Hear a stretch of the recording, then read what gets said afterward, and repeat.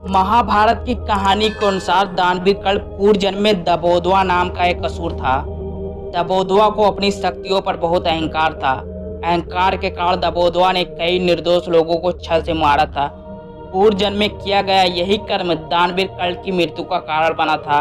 आपको जानकर हैरानी होगी कि कर्ण अर्जुन का संबंध द्वापर युग से भी ज्यादा पुराना था। पूर्व जन्म में ही नहीं बल्कि कई जन्मों से अर्जुन श्री कृष्ण के साथ मिलकर कर्ण को मारने का प्रयास कर रहे थे, लेकिन कर्ण किसी तरह बच निकलता था, क्योंकि कर्ण पिछले जन्म में दबोदवा नाम का एक असुर था।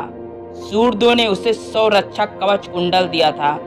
सूर्यदेव ने उसे यह वरदान भी दिया था कि जो कोई भी उसके कवच कुंडल को तोड़ेगा उसकी मृत्यु हो जाएगी। दबोदवा अपनी ताकत के नशे में चूर था।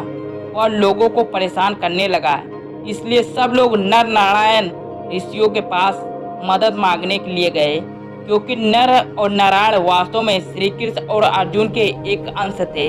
दबोदवा नाम के एक असुर को एक अनोखा भी वरदान था कि इस वरदान के अनुसार उसे सिर्फ वही इंसान मार सकता है जिसने 1000 साल तक तपस्या की हो। नर और नारायण नाम के दो तपस्वी हजारों सालों से तपस्या कर रहे थे, इसलिए उन्हें देवताओं के अंश के रूप में जानते थे।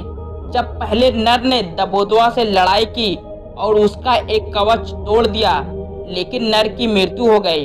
फिर नारायण ने अपनी शक्ति से नर को फिर से जीवित किया।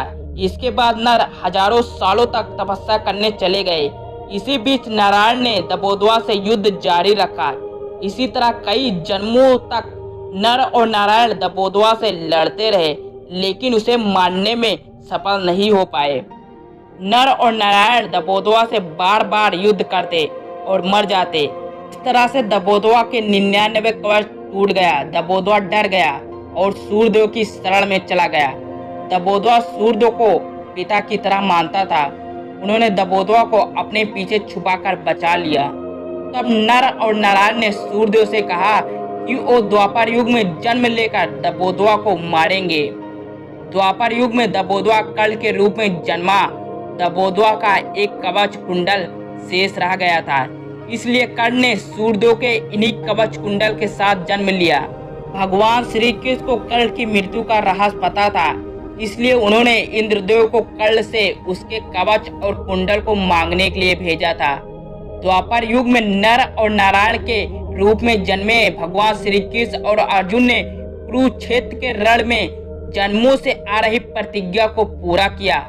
श्री कृष्ण के मार्गदर्शन में अर्जुन ने कर्ण को निहत्था मारकर पूर्व जन्म की प्रतिज्ञा पूरी की थी। पाप की सजा भोगनी पड़ती है, चाहे वह किसी भी जन्म में किया गया हो। जब भीष्म पितामह स्वयं मां गंगा के पुत्र थे, फिर भी उन्हें अपने कर्मों का फल भोगना पड़ा था। और लोग यह सोचते हैं सिर्फ गंगा में नहा लेने से मात्र उनके पाप धुल जाएंगे। अगर आपको हमारी वीडियो पसंद आई हो तो लाइक शेयर करें और हमारे YouTube चैनल को सब्सक्राइब जरूर करें। ऐसे ही इंटरेस्टिंग फैक्ट से जुड़ने के लिए